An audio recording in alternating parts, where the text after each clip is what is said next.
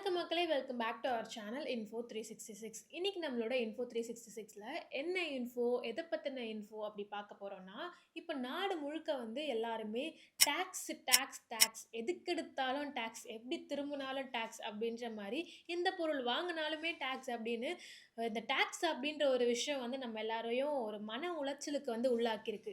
ஆனா இவ்ளோ டாக்ஸ் போட்ட நம்மளோட அந்த ஃபினான்ஸ் மினிஸ்டர், நம்மளோட கவர்மெண்ட்டால இந்தியால இருக்கக்கூடிய ஒரு ஸ்டேட்டுக்கு வந்து பார்த்தீங்கன்னா, இந்த மாரி எந்த ஒரு டாக்ஸுமே போட முடியாது. அந்த ஒரு ஸ்டேட்ல வந்து அவங்களால எந்த ஒரு டாக்ஸுமே வந்து வாங்க முடியாது. அப்படி ஒரு ஸ்டேட்டும் வந்து நம்ம இந்தியால இருக்கு. அது என்னடா ஸ்டேட்டு? உடனே வந்து அங்க போயிடலாமா? அப்படின்ற மாரிலாம் நீங்க யோசிக்கலாம். அது என்ன ஸ்டேட் அப்படின்னு பார்த்தீங்கன்னா, நம்ம இந்தியால இருக்கக்கூடிய ரொம்பவே பசுமை வாய்ந்த, ரம்மியமா இருக்கக்கூடிய சிக்கிம்.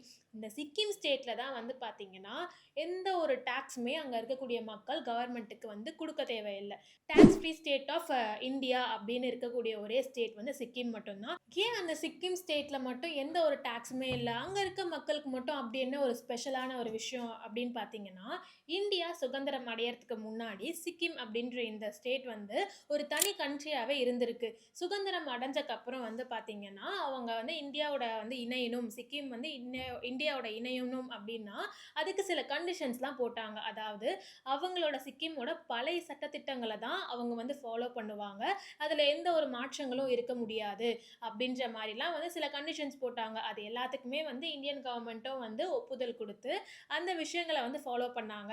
அப்படிதான் ஆர்டிகிள் 371 படி சிக்கிம் அரசுக்கு, அதாவது சிக்கிம் ஸ்டேட்ல வந்து எந்த ஒரு டாக்ஸுமே வந்து அவங்க பே பண்ண வேணாம் அப்படின்னு ஒரு விஷயத்த வந்து கொண்டு வந்தாங்க.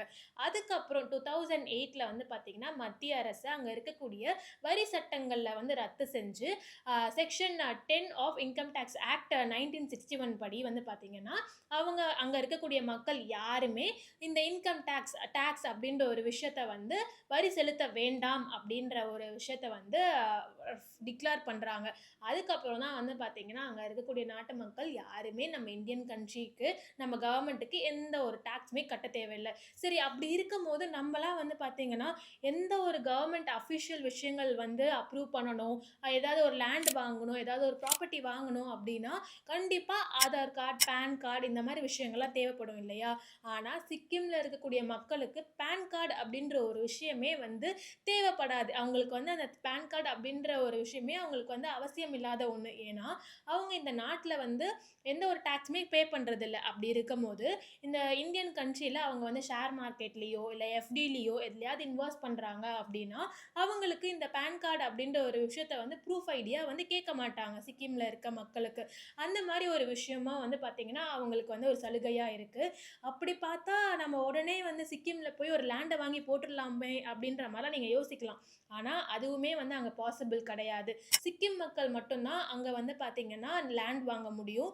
அப்படியே நீங்க வந்து சிக்கிமா வந்து மாறணும், நீங்க வந்து சிக்கிம் ஸ்டேட்ல போய் ஒரு சிக்கிம் ரெசிடென்ஸா வந்து மாறணும் அப்படின்னா, அதுக்கு கிட்டத்தட்ட 15 வருஷம் வந்து நீங்க சிக்கிம்ல வந்து வாழ்ந்திருக்கணும். அப்பதான் நீங்க வந்து அங்க ஒரு லேண்டோ, அங்க இருக்கக்கூடிய ப்ராப்பர்ட்டீஸ வாங்குறதுக்கு நீங்க எலிஜிபிளாவே மாற முடியும். இந்த மாரி பல விஷயங்கள் வந்து இருக்கு. இது மட்டும் இல்லாம, சிக்கிம் அப்படின்ற ஒரு ஸ்டேட் வந்து பார்த்தீங்கன்னா, வேர்ல்ட்ஸ் ஃபர்ஸ்ட் ஆர்கானிக் ஸ்டேட்டா வந்து இருக்கு.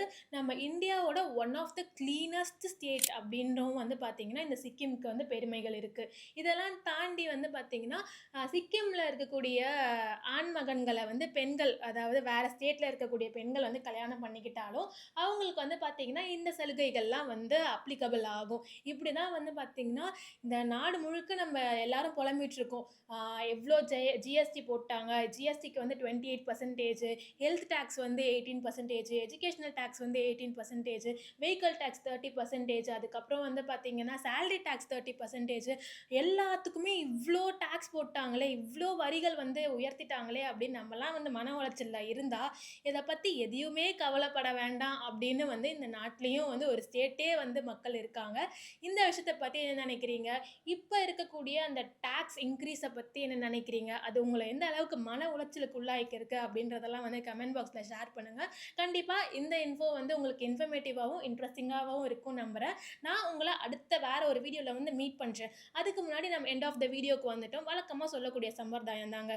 இந்த வீடியோக்கு ஒரு லைக் பண்ணுங்க, ஷேர் பண்ணுங்க. மறக்காம இன்ஃபோ 366 சேனல சப்ஸ்கிரைப் பண்ணிக்கோங்க. நான் உங்கள அடுத்த வீடியோல வந்து மீட் பண்றேன். Until then it's bye from Divya.